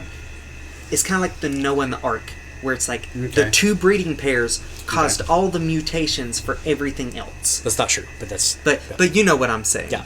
But is that basically where you draw the line? Is that there was a primordial frog and a primordial human and a primordial fish that God created? Yes, I do believe there's a primordial man, ape, fish, or rather, I wouldn't even say single fish. I would say multiple fish. I don't know what species. But they were all different. There would be enough differentiation between the original fish to create the complexity of diversity that we have today in aquatic life. I agree with you. But where did they come from? Special creation. So that's where you draw the line, is that you said at some point God created all these animals with different but similar qualities. I hope you asked the question that I think you might ask. But go ahead. Okay. That hey, I'm gonna give everybody 2 eyes, 2 fins or legs or arms, but they're all gonna get this same feature, just different adaptations to survive in the environment that I put them in. Like fish have fins and monkeys have arms. No, I would. But they both have two eyes. I would more say that, and I think you actually got up when I stated this. That so let's say on the sixth day, God created the canine family, the feline family, and from the original, let's say, primordial wolf, we end up getting all variations of species of the canine family. Yeah. Same thing with cats, maybe like the saber-toothed tiger, I don't know. And we get all the variation of species of feline from that one. Where I think a lot of people make the mistake on my end is then they end up trying to translate that through Noah's Ark, which is your mentioning. Mm-hmm. The idea that all the species were packed on a boat, and on that boat we had all the species, and from those species we end up getting evolution to all the species we have today. I do not see that as being, one, scientifically feasible, and two, more importantly, I don't see that being theologically feasible. Because the focal point in Scripture is God's interaction with man. That is the focal point. And so when it makes a statement that, and the gospel went out to the whole earth, it's actually speaking in phenomenological language, right? There's a lot of phenomenology taking place within how it's expressed, right? And so as far as where you see where all of humans were located at, from Adam and Eve to Noah, they didn't venture out. They stayed in one location. Mm-hmm. And they were devastating the earth. They were basically the whole reason that currently we don't really feel comfortable going to big cities right now. That there's higher risk of crime in larger cities than in rural or suburban areas. And so the humanity ended up becoming so corrupted that God ends up making a covenant with Noah, and Noah ends up collecting all the species of animal around him onto the ark, not on the entire planet. All of humanity is wiped out with the exception of with the exception of Noah and his family. Not all life on the planet. So then he ends up getting the boat lands at the end of the flood. Was it a global flood? I don't think so. Could the flood have had impacts across the entire globe? Sure. But does that necessitate that being the case? No. And so, again, it was a centralized flood that affected all humanity, not all life on Earth. A funnel point. That's what that's called in evolution, a funnel point. Okay. Where your species is hey, don't do that. Where your species is funneled down into like a few members. Yeah. That's what that's called. Yeah. Like It's a bottleneck type of thing? A bottleneck, yeah. Yeah. It's called bottleneck or funnel point. Just depends on, Funnel point. I thought you said final point. No, Okay. funnel. Point. Gotcha. Yeah. I'm sorry. Definitely. It's okay. Too many of these. It's also, you're Southern, so. So Southern. Yeah. My significant other makes fun of me. All Singularity? Singularity. All the time. Southern accent makes fun of me, and I'm like, fuck you. Yeah, so anyways, but from that, essentially the same organisms that were on the Ark are still present on the Earth today. Yeah. So you're not seeing a huge diversity of life from Noah's Ark to today. That's interesting. So, have you ever heard of morphism? I think that's the name of it. Sounds vaguely familiar. It's a concept where in the like astral plane or ethereum or whatever you want to call it, the substrate of reality, where reality originates from. There is the perfect human, the perfect frog, or whatever, like the concept of it, not necessarily a physical No, thing. I understand exactly what you're saying, and it sounds like a really bad interpretation of Plato's forms. Oh, it's horrible interpretation of Yeah. it, but I know exactly. Yeah. But like the argument that you're making sounds like that to me, where there was the original frog, and or Okay. like the original amphibian, and from that it manifesting into reality caused all of the complexity of amphibians. So the special creation would be the original morphism. The perfect. Have you ever watched The Fifth Element? I wanna interject. You okay there, dude?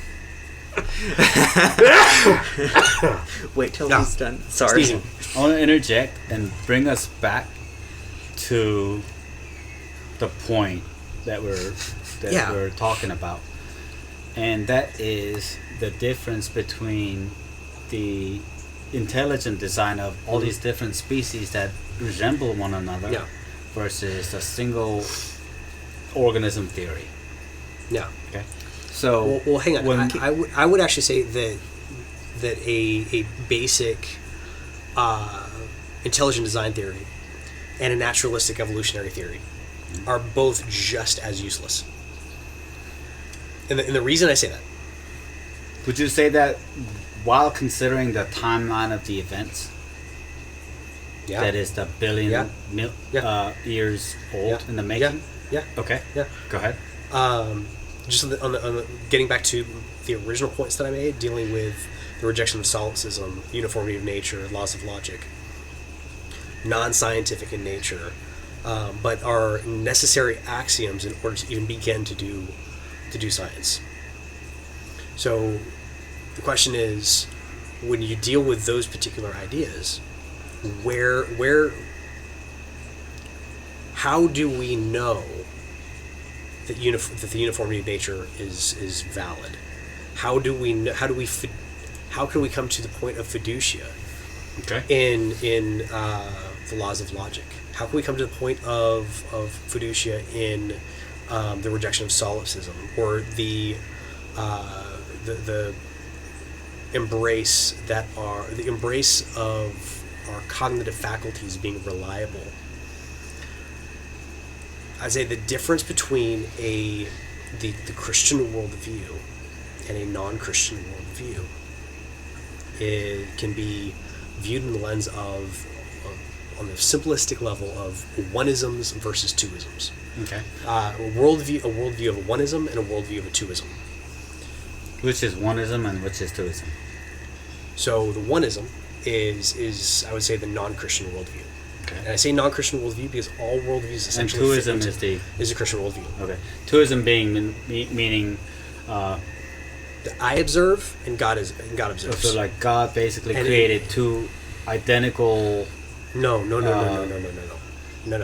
two So equivalent or No. two similar there's nothing to do with God creation. points of origin. Nothing to do with creation. This worked earlier. Can I translate? Okay. Nothing to do with creation. Okay. It has to do with vantage points of observation, right? So I can say I know, I have knowledge, I have fiducia, I have essentia and notia, knowledge of the universe, because God has communicated the universe to me. Okay. Subjective, but we'll allow it. Hang on. Hang on. The naturalistic evolutionary model is left purely to the observer, Okay. without any validation of the reliability of cognitive faculties. Can you apply the same set of rules to your previous statement? That I can, whether or not I can rely on my cognitive faculties.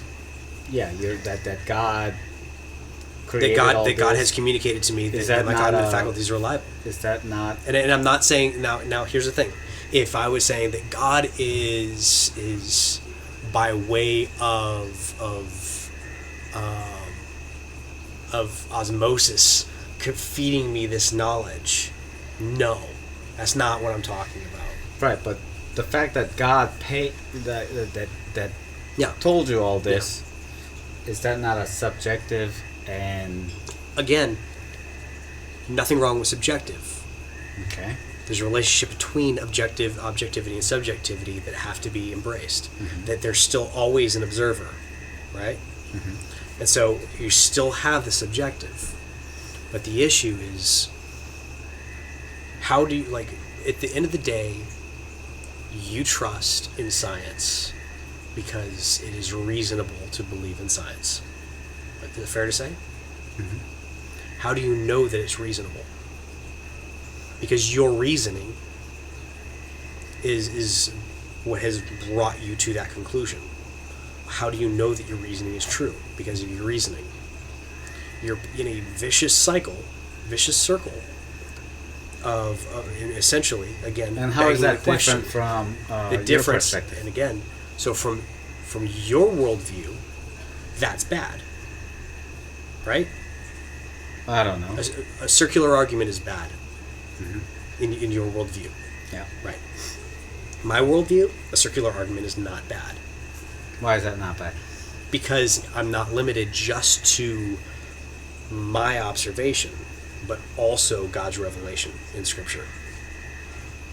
But don't you think that limits you into thinking a certain way? It limits me far less than It literally puts you in a bubble. And you don't think you're in a bubble?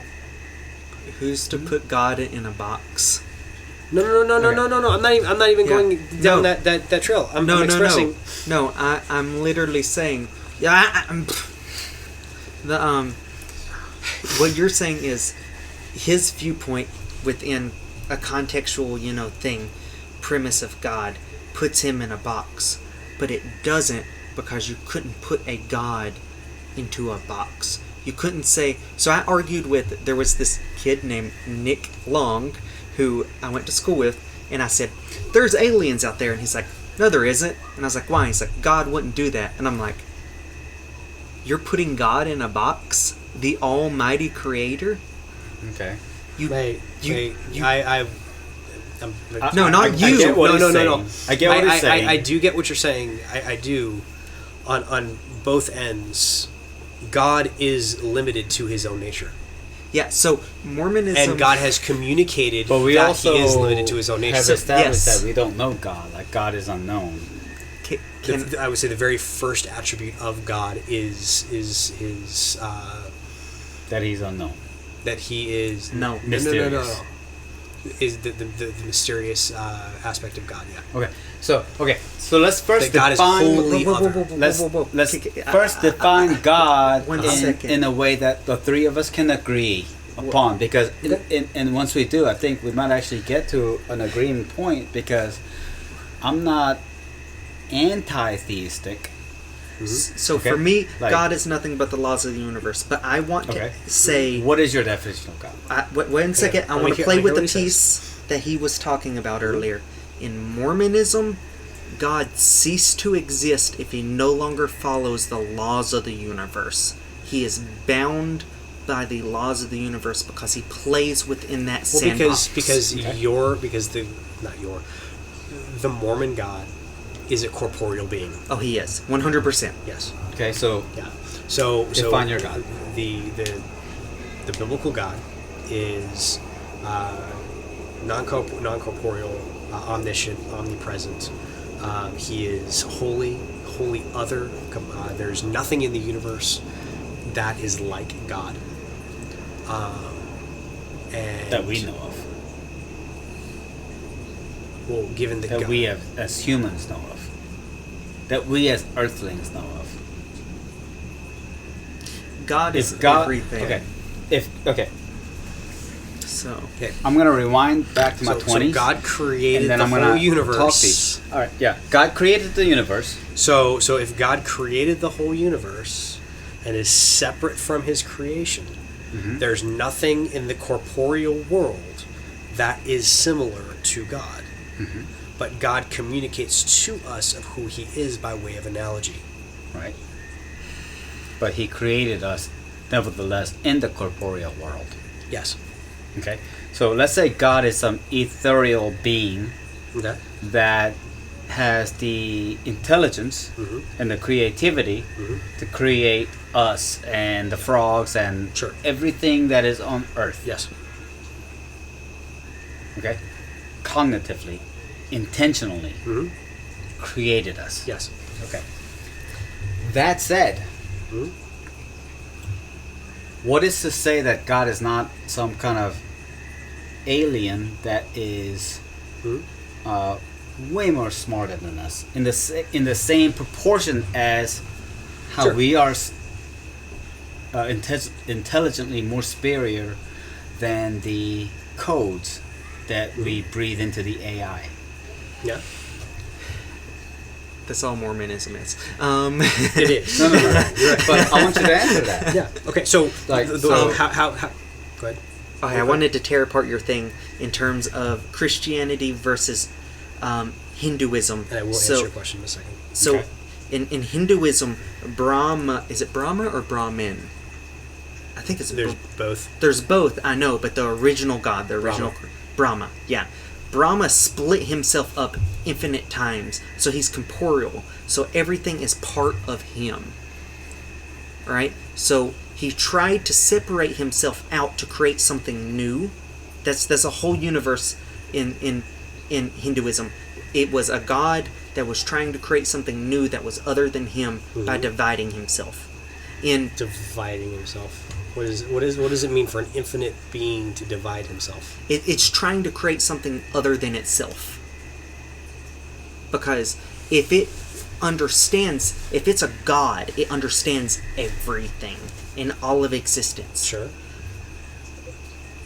And anything that ever exists is part of it. Because it understands Entering that. into the realm of pantheism, yeah. Yeah, pantheism, universe is God, all that. Yeah. Right? So everything that ever exists is it. Mm-hmm. You're saying that in Christianity, the universe is not part of God. Yep. Right? So he rolled the ball, but he Nope. did it in the substrate. Didn't roll the ball. He made did- the ball. He made then the rolled ball. All right? All right, he made the ball and rolled it. But he fully understands that. Mhm. And if he fully understands it, I will stab you. Who created the gravity No, I'm getting that there. allows the rolling of the ball? All right? That would be... Jesus Christ. Spencer, get the fuck out of the way. Thank you. So if he fully understands it, and it's part of his cognition, his processing, it's part of him. Yep. So it can't be separate than him. I love you, man. Okay, I've got to give 5 minutes. Okay, Five. it cannot be separate than him. It's So it's 9:30. yeah, I know. Yeah. But it cannot be separate than him. I feel like we have covered maybe 10% of this conversation. Sure. Go I on. want to separate the both of you. I want to interview the both of you separately because y'all's tool sets have been just jarring, and I understand both of your tool sets, and I'm like, No, and I understand his. You know, when I said moderate the conversation, that was like a polite thing to just shut up and watch. But that's okay. I'm just kidding. I love you. Okay, so what was that you just asked, though? As far as the so yes, God is separate from His creation, 100%. but he knows everything in it, so Yes. he's part of it. Okay. It's part of his cognition, part of his processing, so it is therefore part of him. It's just like my house, although it's not directly part now, of me. now you're entering into the realm of Plato and Neoplatonism, which we could definitely dive into, but we no. don't have time for that. But We've been no. recording for 2 hours. Yeah. I feel like we haven't even delved into 10% of what I wanted to get into. I can tear both of you apart. No. I love playing with both of No. your I love playing with both of your ideas because I'm in between the both of you. Yeah. And Yeah. so do not again I will stab you. I'm so I Okay. like playing with both of your ideas. Yeah. and I'm somewhere in between the both of you, so I'm like, Yeah. All right. So you have 4 minutes. 4 minutes. All right.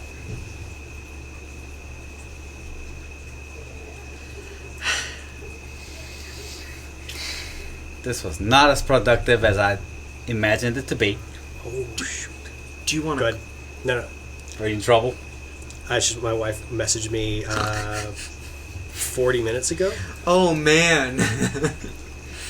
Do you want Go to ahead. call it? No. Go ahead and make your point. No, man. If it helps, I've got the girls laying down. We've been going at it. Yeah, we have. Yeah, go ahead. You're saying. I'll let you have the final thoughts. I don't even know where I left off. So, y'all go ahead. How can God be corporeal if he's separate then but understands everything? That's Who said that God is corporeal? you God is did- not. God is non-corporeal. But I mean, how can he be non? That's what I meant to say. Yeah. Okay. If his creation is separate than him, but he understands everything about it, so it then becomes part of him. Let me How put can it he this way. understand everything, but it be If not God, part if of God him? created Mhm. frogs Yes. and humans on the same breath or whatever, Yes. basically had the same idea, right? Yes. And I'm giving you a lot of credibility here in terms of intelligent design. Mhm. If intelligent design were the case, Mhm. what is to say? Who is to say that he didn't take the first model of his creation Mhm. and then improved upon it? So like he made the plants first, and then he made the primordial animals, and Sure, then he said, sure. "Hey, I'm gonna upgrade this thing. Yeah. I'm gonna upgrade this thing into a mammal, and then I'm gonna upgrade this thing into a more likeness of me, and then create a human being who can think for itself." But I think you're still making an assumption within that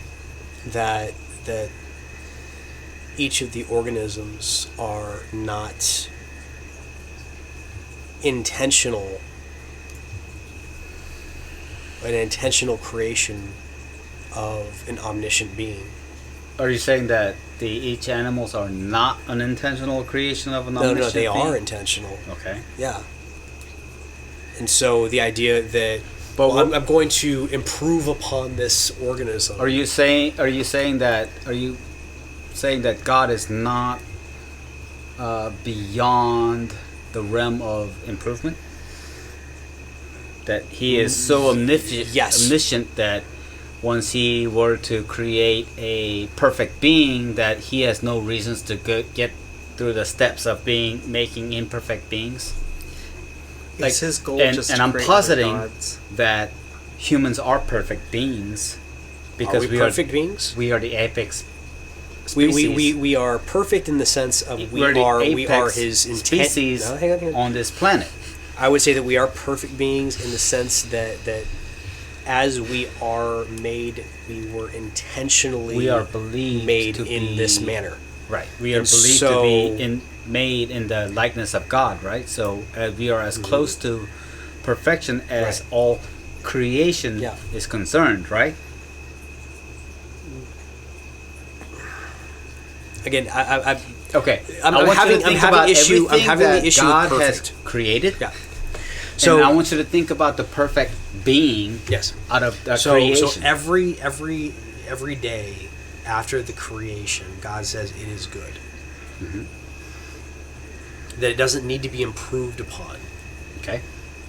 That let's get back to the aspect of God creates the feline family, right? He creates the initial feline organism. Let's say something similar to a saber-toothed tiger, right? Okay. Yeah.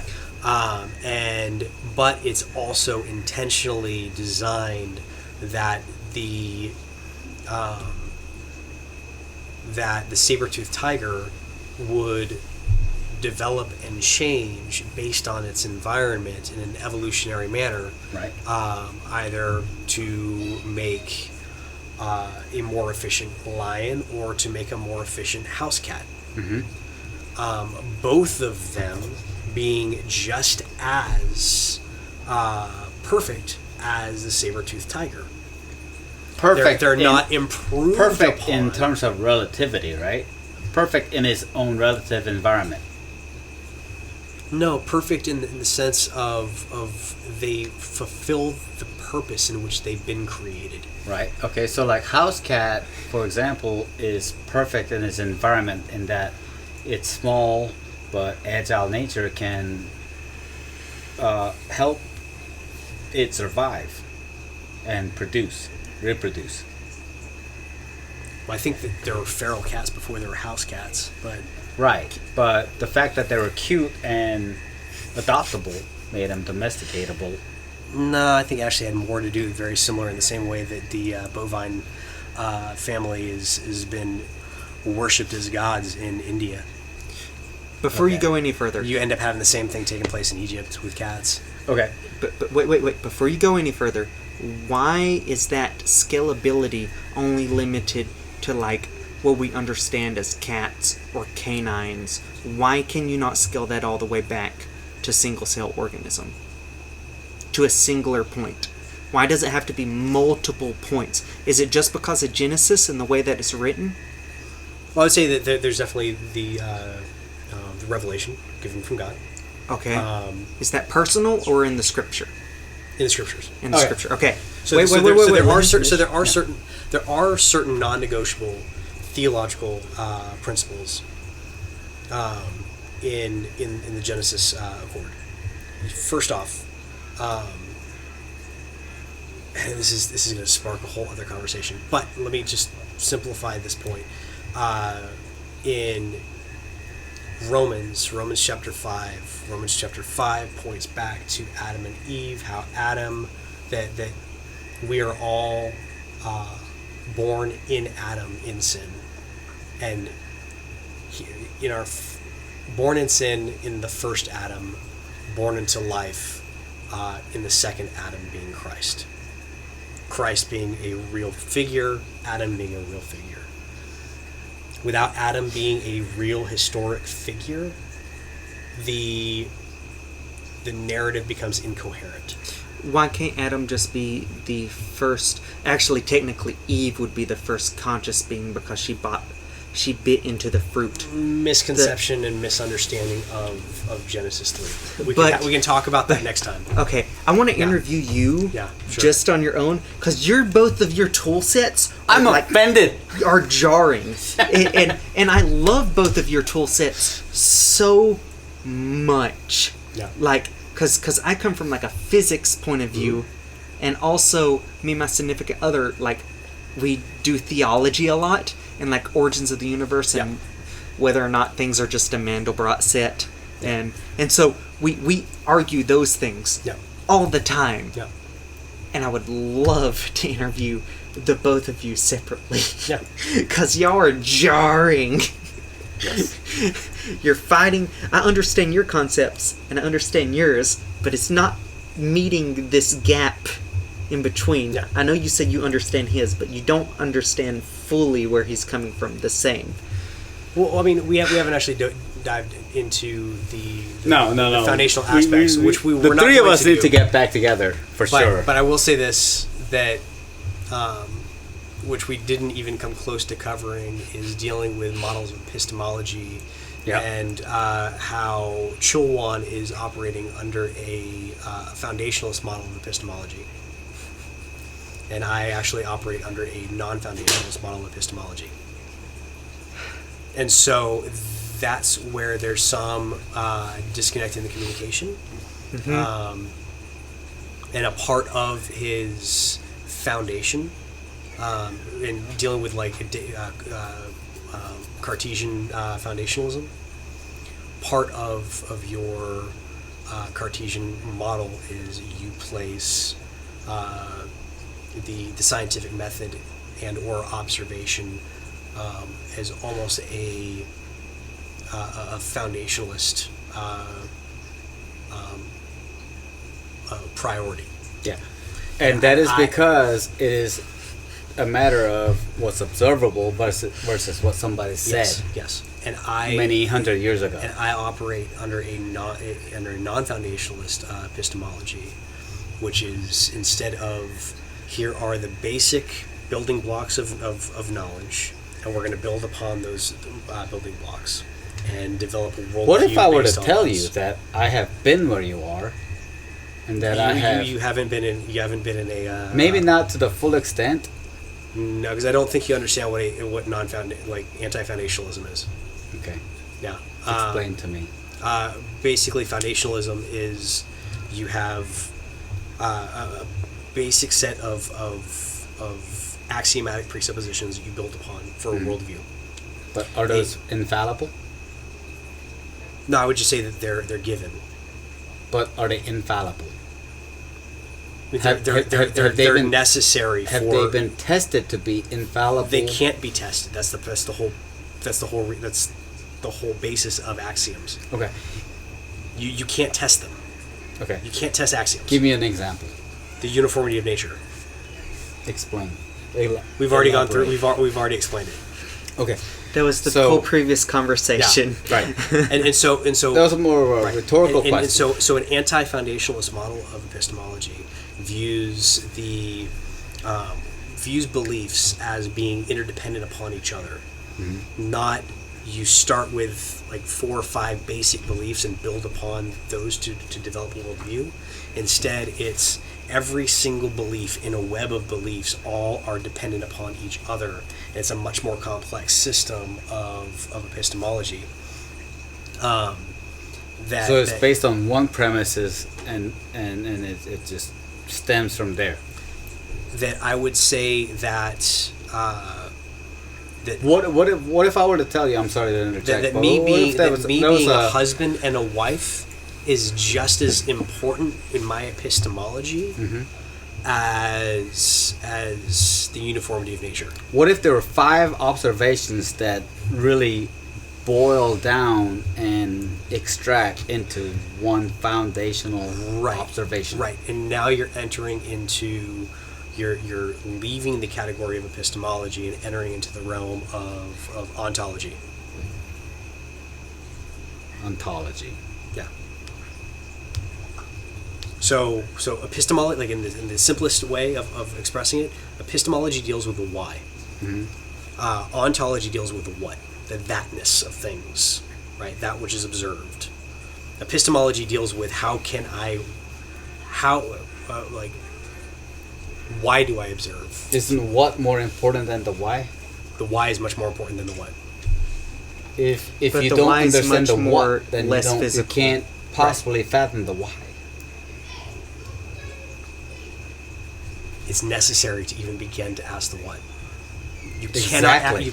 cannot ask the what without the why. You cannot have the consciousness without the why. I got I am sorry. This is the BullRun podcast. Thank you. This will be the end.